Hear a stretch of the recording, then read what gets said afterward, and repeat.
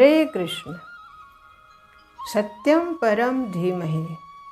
श्रीमद् भगवद गीता एक मार्गदर्शक। भगवान श्री कृष्ण जिस तरह से एक एक श्लोक के माध्यम से हमें एक एक बात बता रहे हैं, समझा रहे हैं कि किस तरह से हमें अपने इंद्रियों के विषयों को एकाग्र चित्त से और नियंत्रण करना है।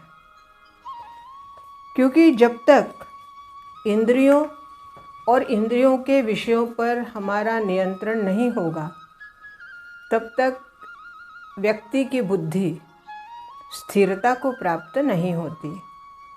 इसी के बारे में एक एक श्लोक आगे बढ़ रहा है और आज द्वितीय अध्याय का 66, 67 और 68, 66, 67 और 68 ये 3 श्लोक हम आज लेने वाले हैं। और इन 3 श्लोक में एक ही बात को किस तरह से उन्होंने समझाया है वो हम देखेंगे। नास्ति बुद्धिर्युक्तस्य न च आयुक्तस्य भावना न च भावयतः शान्तस्य कृतः सुखम्। इंद्रियाणि हि चरतां यन्मनो विधीयते तदस्य हरति प्रज्ञां वायुर्नाव अभिवाम्यसि। तस्माद्यस्य महाबाहो निगृहीतानि सर्वशः इंद्रियाणि इंद्रियार्थेभ्यस्तस्य प्रज्ञा प्रतिष्ठिता। पहले श्लोक में, पिछले 65 श्लोक में उन्होंने बता ही दिया था कि प्रसादे सर्व दुखानां हानिरस्यो प्रजायते। अंतःकरण की प्रसन्नता होने के बाद और बुद्धि को सब ओर से हटाकर जब परमात्मा में स्थिर किया जाता है, तब व्यक्ति की बुद्धि स्थितप्रज्ञ की तरफ बढ़ती है। आज के श्लोक में भी इसी तरह उनका आशय है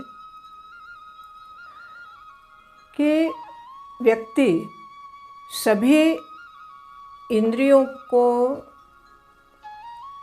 के विषयों को नियंत्रण करके और अंतःकरण में जब उस बात को निश्चित कर लेते हैं कि हमें इंद्रियों के विषयों की तरफ या इंद्रियों के विषयों पे आसक्त नहीं होना है, और ऐसा जब वो व्यक्ति करते हैं, तब धीरे धीरे वो स्थिर बुद्धि की तरफ बढ़ते जाते हैं। परंतु व्यक्ति एक ही किसी इंद्रिय की तरफ बढ़कर और उसी का विषय का चिंतन करके अगर बार बार वो उसी में घूमता रहे, तो ना तो वह परमात्मा की तरफ बढ़ सकता है और ना ही वह स्थिरता की तरफ बढ़ सकता है। क्योंकि परमात्मा की तरफ बढ़ने के लिए उसको स्थिर बुद्धि का होना आवश्यक है, और स्थिर बुद्धि तभी होगी जब वह इन सब बातों से परे हटेगा। जिस तरह से जल में नाव जब चलती है तब वायु उसको खींचती है, उसी तरह अगर कोई एक इंद्रिय की तरफ कोई व्यक्ति अपने विचारों को लेकर बढ़ता है या विचारों में ही विचरण करता है, क्योंकि देखिए विचरण एक ऐसी प्रक्रिया है कि वस्तुतः व्यक्ति कहने को कुछ नहीं करता, परंतु उसके विचार उन्हीं विषयों में भ्रमण करते रहते हैं, तो उसको विचरण कहते हैं। तो अगर व्यक्ति का विचार उसी में भ्रमण करता रहे, विचरण करता रहे, तो वो स्थिर बुद्धि नहीं आ सकती।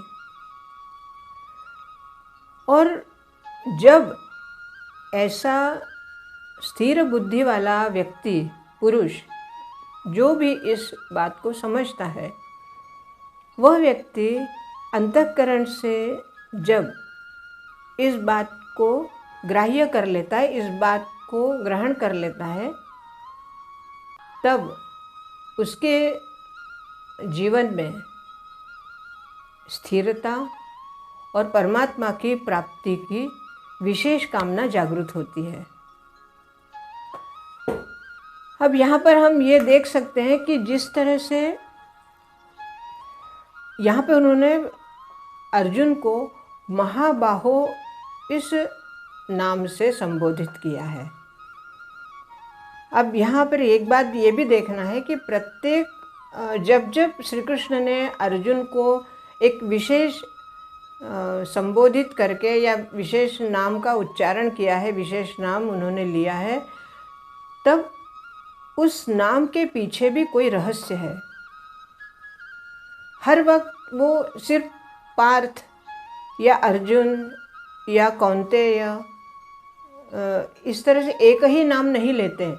प्रत्येक श्लोक में जब जब उन्होंने नाम लिया है, तब कुछ एक ऐसा नाम लिया है जो नाम उस श्लोक के लिए या उस बात के लिए समर्थन करता है। अब यहाँ पे इन्होंने अर्जुन को महाबाहो शब्द से संबोधित किया है। अब महाबाहो का क्या अर्थ होता है? शाब्दिक अर्थ हम अगर देखेंगे तो महाबाहो मतलब बड़ी बाहों वाला। तो बड़ी बाह किसकी होती है? जो अब हम थोड़ा सा इसको गूढ़ार्थ समझेंगे। महाबाहो का अर्थ ये कि जो अपनी विशाल बाजुओं से, अर्थात उस बाजुओं का क्या काम होता है? जैसे युद्ध के लिए बाजुओं से शस्त्र लिया जाता है, या बाजुओं से जो हम लिखते हैं, कार्य करते हैं। परंतु यहाँ पे महाबाहो का अर्थ है कि तुम इतने सक्षम हो कि तुम अपने बाजुओं से सब कुछ हासिल कर सकते हो। मतलब तुम्हारे बाजुओं में वो शक्ति है जिस शक्ति के आधार पर तुम्हें, ये जो मैं इंद्रियों की बात कर रहा हूँ, या तुम्हें, हे महाबाहो, मैं तुम्हें ये सब क्यों बता रहा हूँ? क्योंकि तुम्हें वो सारे गुण है जो एक स्थित प्रज्ञ व्यक्ति में होने चाहिए या एक स्थिर बुद्धि व्यक्ति में होने चाहिए। और इसीलिए वो तुम्हारी शक्ति को तुम जागृत करो, क्योंकि तुम महाबाहो हो। भगवान श्री कृष्ण का प्रत्येक शब्द एक विशिष्ट बात को लेकर आया है, और जब हम उस बात को समझने की कोशिश करते हैं तब लगता है कि ये श्लोक सिर्फ एक श्लोक नहीं है या सिर्फ एक प्रवचन नहीं है श्री कृष्ण का। ये ऐसा ज्ञान है जिसको समझने के लिए वास्तव में अगर हमारी बुद्धि में एकाग्रता नहीं होगी, या हमने एकाग्र चित्त से कोई बात नहीं समझी या उसका अध्ययन नहीं किया, उस श्लोक को अगर हमने अच्छी तरह से समझकर उसका भावार्थ नहीं समझा, तो हम इसके गूढ़ार्थ तक नहीं पहुंच सकेंगे। इसी तरह जो भगवान श्री कृष्ण की अर्जुन के प्रति जो एक मित्र की भावना है, या रिश्ते में देखें तो वो भाई हैं, परंतु जब वो गीता के सारे बात, गीता का जो विशिष्ट ज्ञान या गूढ़ ज्ञान बता रहे हैं, उस समय ना तो वह भाई है, ना ही वह सखा है, ना ही वह मित्र है। वो सिर्फ एक गुरु की भूमिका निभा रहे हैं। एक गुरु अपने शिष्य को किस तरह से बारीकियां समझाकर और शिष्य के जीवन में मार्गदर्शन करता है, बस यही भूमिका श्री कृष्ण की है कि वो गुरु बनकर। और अर्जुन भी कैसे हैं? हाथ जोड़कर उनके चरणों में बैठकर और गुरु जो हमें बता रहे हैं उसको एकाग्र चित्त होकर उसको सुनना। क्योंकि शिष्य का काम भी यही होता है कि एकाग्र चित्त से गुरु हमें क्या कह रहे हैं उसको सुनकर, उसका श्रवण करके, उसका मनन करके, उसका चिंतन करके और बाद में उस बात को अपने जीवन में उतारना। तो ये सारी बातें शिष्य तभी कर सकता है जब शिष्य के मन में गुरु के प्रति निष्ठा, आस्था, भक्ति, श्रद्धा और संपूर्ण भरोसा। और अर्जुन और श्री कृष्ण इन दोनों के बीच में जो सामंजस्य है वो यही है कि दोनों ही अपनी अपनी भूमिका में परिपूर्ण है। और यहाँ पे अगर हम थोड़ा सा पूर्व जन्म की अगर हम बात कहें, या सबको ये बात विदित है कि अर्जुन कोई साधारण मानव नहीं है, अर्जुन भी श्री कृष्ण का ही अवतार है। ये आगे के श्लोकों में इसका वर्णन आएगा, अभी मैं एक संक्षेप में बता रही हूँ।